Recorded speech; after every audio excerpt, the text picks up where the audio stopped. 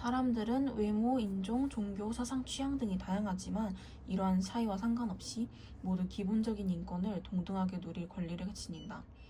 하지만 어떤 사람들은 신체적 또는 문화적 특성으로 인해 자기가 사는 사회의 다른 구성원들과 구별되어 불평등한 처우를 받기도 하는데 이들을 사회적 소수자라고 한다. 한 사회에서 차별을 받는 소수자가 존재한다는 것은 상대적으로 우월한 사회적 지위와 특권을 누리는 주류 집단이 존재함을 의미한다. 사회적 소수자는 한 사회 내에서 주류 집단에 비해 권력의 열쇠에 놓여있는 이들을 가리키는 개념으로 반드시 수적 소수를 뜻하는 건 아니다. 예를 들어 여성은 남성에 비해 수적으로는 소수가 아니지만 많은 사회에서 사회적 소수자로서 차별을 받아왔다. 또 사회적 소수자는 사회적 상황과 여건에 따라 상대적으로 규정된다. 예를 들어 우리나라에서 사회적 소수자로서 차별받던 외국인 노동자가 본국에서는 소수자가 아닐 수 있다. 우리 사회에는 인종, 민족, 언어, 지역, 나이, 종교, 장애, 성, 계급, 문화, 가치관 등 다양한 차원의 사회적 소수자가 존재한다. 장애인 여성, 빈곤층, 노인, 청소년뿐만 아니라 다문화 사회로서의 이행에 따라 외국인 노동자, 결혼 이민자 등 국적 및 인종에 따른 차별을 경험하는 사례도 나타나고 있다. 사회적 소수자에 대한 배타적 태도와 사회적 가치 배분 과정에서 법적, 제도적 배제와 같은 차별은 다양한 문제를 일으킬 수 있다. 먼저 개인적 차원에서 소수자는 주류 집단과 다르다는 이유만으로 부당한 차별을 받으면서 인권이 침해되거나 인간으로서의 존엄성이 훼손될 수 있으며 교육 및 취업 등 다양한 사회적 기회를 박탈할 수 있다. 또 이러한 문제가 심각해지면 사회적 차원에서 주류 집단과 소수자 집단 간 대립과 갈등이 심화되어 사회 통합이 정해질 수 있다. 사회적 소수자에 대한 차별 문제를 개선하는 방안은 크게 사회제도적 측면과 개인의 의식적 측면에서 접근할 수 있다. 먼저 사회제도적 측면에서는 사회적 소수자에 대한 차별을 금지하는 법을 개정하고 차별을 시정하는 제도적 노력을 기울여야 한다. 특히 오랫동안 차별받아온 특정 집단에 대한 차별을 개선하여 실질적인 기회의 평등을 제고하기 위해 적극적 차별 시정 조치를 도입하기도 한다. 다만 이 경우에는 역차별의 문제가 나타날 수 있으므로 사회적 합의를 구할 필요가 있다. 다음으로 개인의 의식적 측면에서는 사회 구성원들이 사회적 소수자에 대한 차별적 인식을 교정하고 차별에 대한 경각심을 높이는 한편 사회적 소수자 집단 스스로도 차별 개선을 적극적으로 요구해야 한다. 이를 통해 사람들의 삶의 다양성을 인정하고 모두가 차별 없이 공존하는 사회를 만들기 위해 노력해야 한다. 남성과 여성은 생물학적으로는 다르게 태어났지만 사회적 성은 문화적으로 형성되고 사회화를 통해 내면화된다. 남녀의 생물학적 및 사회적 성별 차이를 이유로 사회적 지위, 권력, 위세 등에서 특정 성이 차별받는 현상을 성불평등 현상이라고 한다. 성불평등 현상은 개인 간의 관계는 물론 정치, 경제, 사회 등 광범위한 영역에서 나타난다.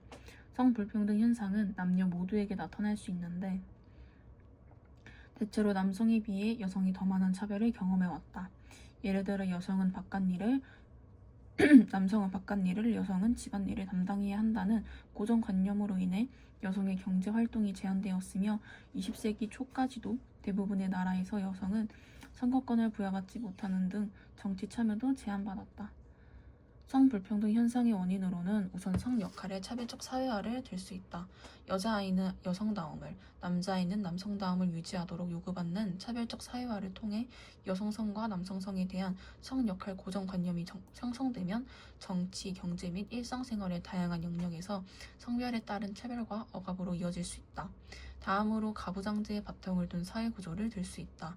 가정 내 의사결정 권한을 남성이 주도하고 지배하는 가부장제는 남성 중심의 지배구조를 사회 전반으로 확산한다. 이 때문에 가사노동과 육아 등을 여성의 역할로 한정하거나 직업 세계에서 여성은 주로 남성을 보조하는 업무를 담당하도록 하는 등의 성불평등을 당연한 것으로 여기게 되는 것이다. 성불평등 문제를 해결하기 위해서는 먼저 학교 교육과 대중매체 등 다양한 경로를 통해 성평등 교육을 강화해야 한다. 이를 통해 성차별의 문제를 인식하고 개인의 성 역할에 대한 고정관념을 없애고 성평등 의식을 함양하도록 해야 한다. 더불어 구조적인 성차별을 없애기 위해 성차별적 요소가 있는 법률 및 제도를 개선해야 한다. 특히 많은 성차별이 경제활동 과정에서 발생한다는 점에서 남녀 차별적 고용 관행이나 여성에게 불리한 근무 환경을 제거하여 평등한 근무 환경 및 승진 기회를 보장하여야 한다. 또한 남녀가 함께 출산과 양육을 담당할 수 있는 제도적 지원을 통해 일과 가정을 양립할 수 있도록 해야 한다.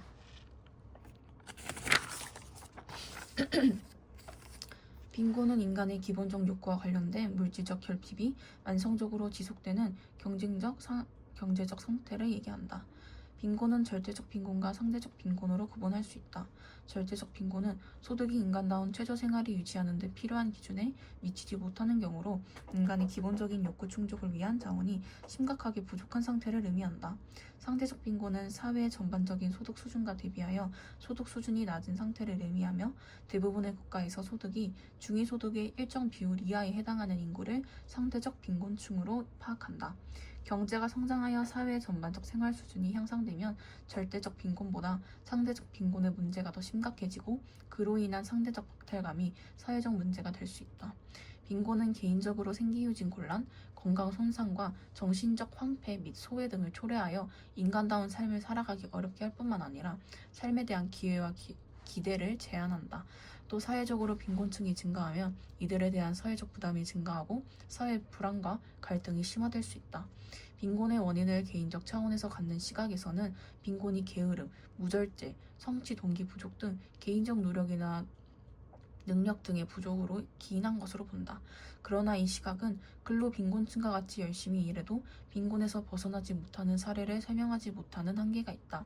반면 빈곤을 만들어내는 사회구조를 강조하는 시각에서는 계급, 성, 인종 등에 의한 불평등한 사회구조가 특정 집단의 빈곤 탈출에 불리하게 작용한 결과로 본다. 따라서 빈곤을 해결하기 위해서는 개인적 차원에서 빈곤 탈출 의지를 갖고 교육과 직업훈련 등을 통해 능력을 함양하려는 노력을 기울여야 한다. 사회적 차원에서는 빈곤층에 대한 기초생활비 및 자원양육비 보조 등의 제도적 노력을 통해 빈곤층이 자립할 수 있도록 지원하여야 한다. 더불어 빈곤층에 대한 비난이나 사회적 낙인을 찍지 않도록 해야 한다. 사회복지의 의미는 뭘까? 사회 속의 모든 개인은 자신의 행복한 삶을 위해 활동하지만 살아가다가 빈곤, 질병, 장애, 실업과 같이 다양한 어려움이나 위험에 직면할 수 있다. 이러한 어려움이나 위험은 개인의 안정적인 삶을 위협할 뿐만 아니라 사회 문제를 일으키기도 한다. 자유방임주의에 기초한 초기 자본주의 시대에는 빈곤과 같은 어려움의 책임이 개인에게 있다고 여겼기 때문에 빈민구제도 민간의 자선 차원에서 이루어졌다. 그 후 빈부격차, 실업 등 자본주의 사회의 구조적 모순이 심화되고 취약 집단의 어려운 삶이 사회적 쟁점으로 등장하자 이를 극복하기 위한 국가의 개입이 필요해졌으며 이를 계기로 사회복지의 중요성이 싹트기 시작했다. 사회복지는 사회 구성원의 기본적 욕구를 충족하여 삶의 조건을 보장하고 이를 통해 궁극적으로 사회 통합을 달성하려고 하는 사회적 활동의 총체를 뜻한다. 이를 위해 경제 및 사회 영역에서 확장된 사회보호체계를 통해 전체 국민이 최소한의 안정된 삶을 누리게 하려는 목적을 달성하고자 정책을 세워 추진하는 국가를 복지국가라고 한다.